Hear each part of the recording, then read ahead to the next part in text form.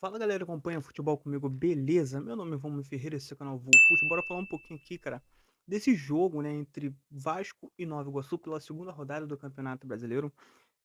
Primeiro te parabenizar se você for um desses guerreiros que assistiu essa partida, porque olha, falando de nível técnico, ó, baixíssimo, beleza? Um pós-jogo bem atrasado, né, porque eu tava no serviço, consegui acompanhar um jogo pelo telefone, né? Tô aqui com a minhas anotações, né?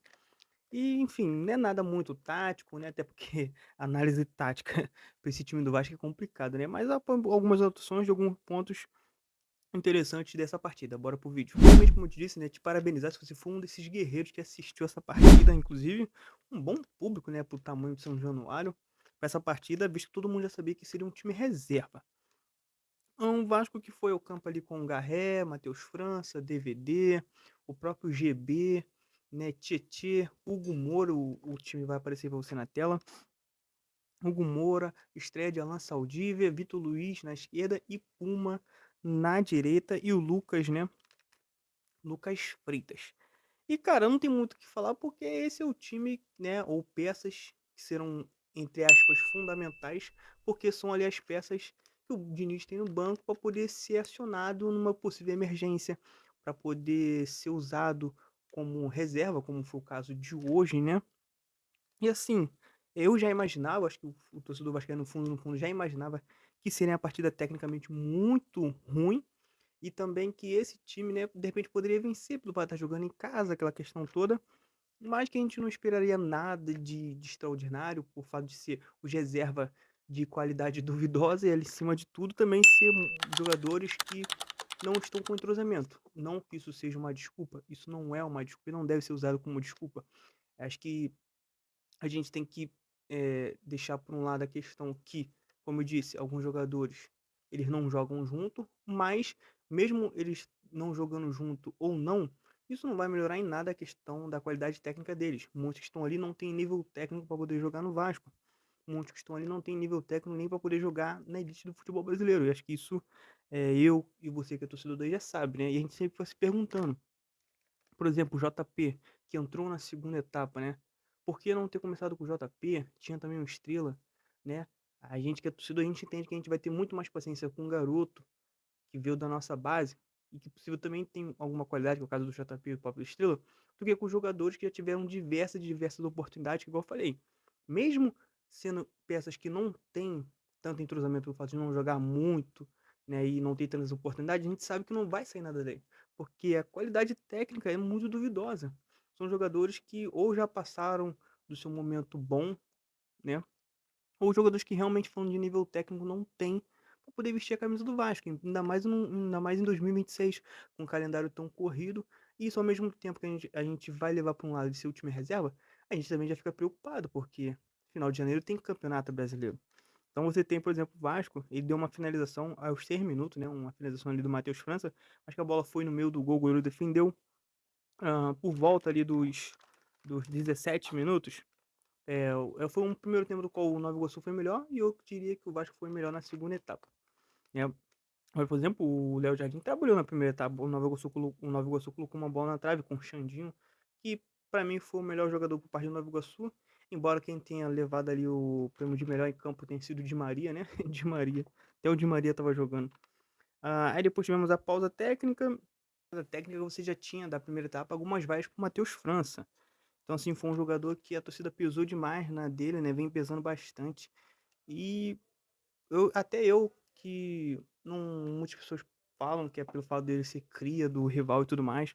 Acho que nem é muito por isso, é que realmente é um cara que, desde que chegou, não conseguiu produzir nada ainda com a camisa do Vasco. Você não sabe se é questão mesmo técnica, se é questão física, entendeu? Enfim. Aí, aos 32, um outro erro de passe bobo que acabou gerando mais uma finalização, né? Do Nova Iguaçu.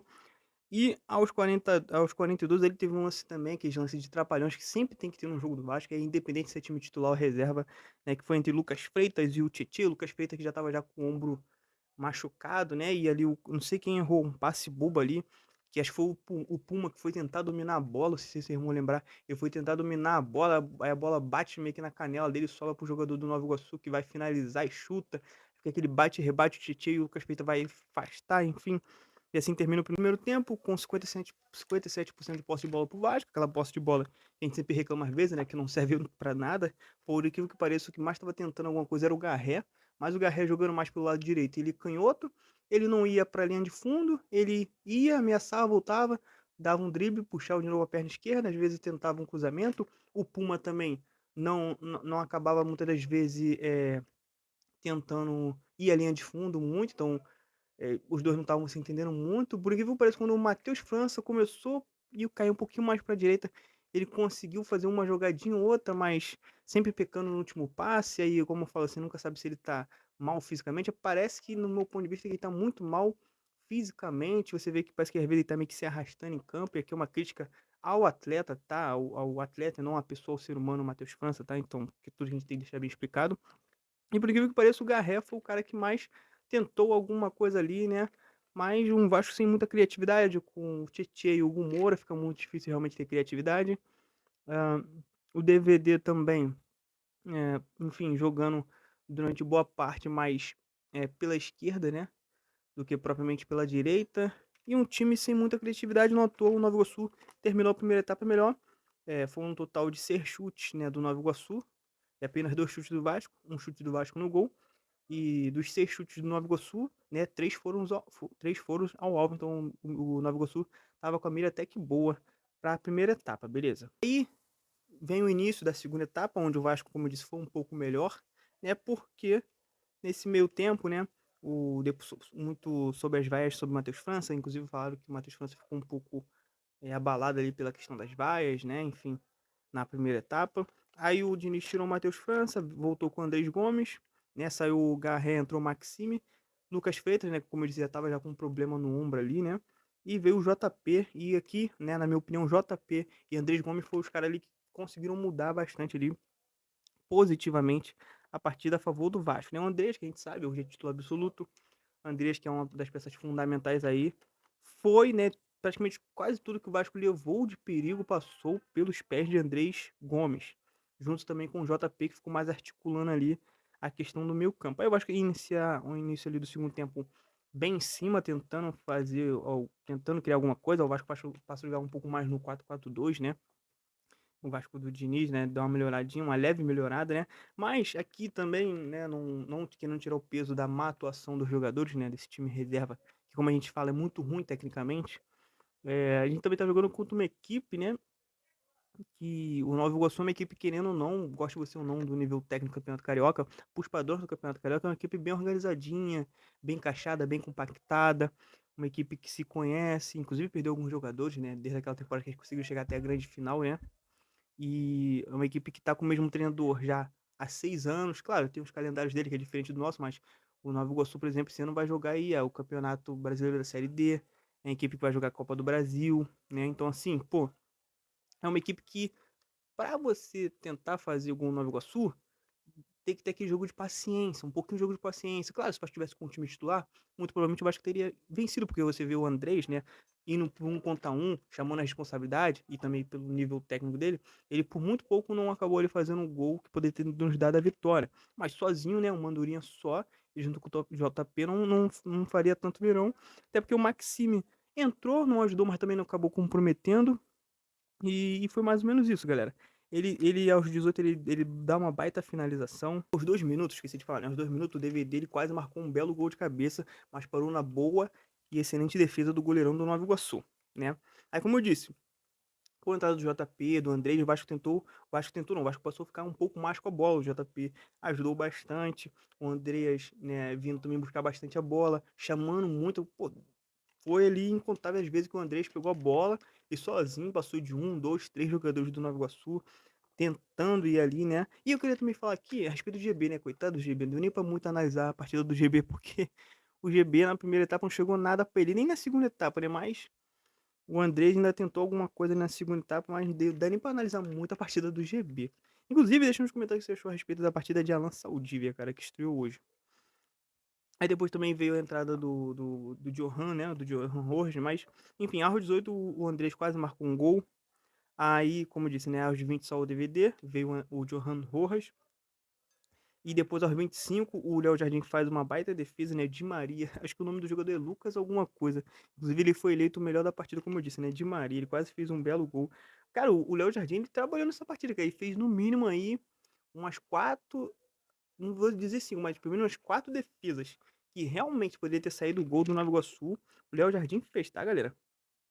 Aos 35, o Andreas de novo, numa jogada, né, individual, quase marcou, mas parou também na boa defesa. Acho que esse chute aqui foi um pouco mais no meio do que propriamente no canto, mas o goleiro estava atento. E agora uma outra, já na reta final, uma outra jogada lá, né? Grande chance pro GB, pro Andreas também. Essa jogada aqui, o GB ele toca pro Andreas invadindo a grande área, mas o Andreas ele tenta dar um corte.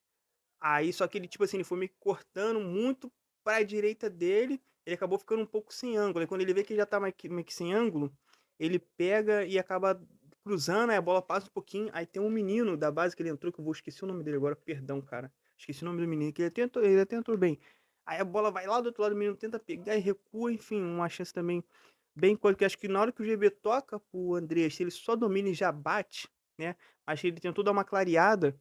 Acho que na primeira que ele ia dar um tapa, que ele clareou um pouco, ele já poderia bater, mesmo que ele já tivesse um pouquinho sem ângulo, se ele bate, acho que ele levaria perigo, porque é um cara que consegue finalizar bem, mas ele tira uma, ele tira na segunda, ele já perde o ângulo, aí para não perder a jogada, ele meio que tenta dar um cruzamento e acaba ali meio que se perdendo no lance, né? E isso foi mais ou menos o jogo, como eu disse, quando entrou um pouquinho ali o JP, que é um cara que a gente já vai ficar se perguntando por que não colocar mais o JP e dar chance para outros caras que a gente sabe que não vai entregar nada tecnicamente. Tem o caso também do Estrela, hoje o Adson já estava no banco também, então, ou seja, eu já esperava um pouco disso, mais ou menos, né? Porque a gente sabe que o nível técnico é esse, a gente tem um bom time titular, mas tratando de banco, é um banco muito preocupante. E é isso, galera. É isso. Essa mesmo que foi a análise do jogo. Não vou pesar tanto pelo fato de ser apenas segunda rodada, mas a minha questão não é campeonato carioca. A minha preocupação é campeonato brasileiro, galera. Essa é a minha humilde opinião. Minha preocupação é campeonato brasileiro. Que em algum momento a gente vai precisar mandar um time mais alternativo. E aí, a hora que o bicho vai pegar, né? Porque vai ficar complicado. Mas deixa nos comentários sua opinião se você gostou dessa análise. Simples, bem simples, nada muito tático, muito técnico, não é muito a minha vibe. Mas se os pontos que eu trouxe aqui realmente você concorda, se realmente tem embasamento aqui, se você concorda ou não, deixa nos comentários. Tamo junto. Valeu.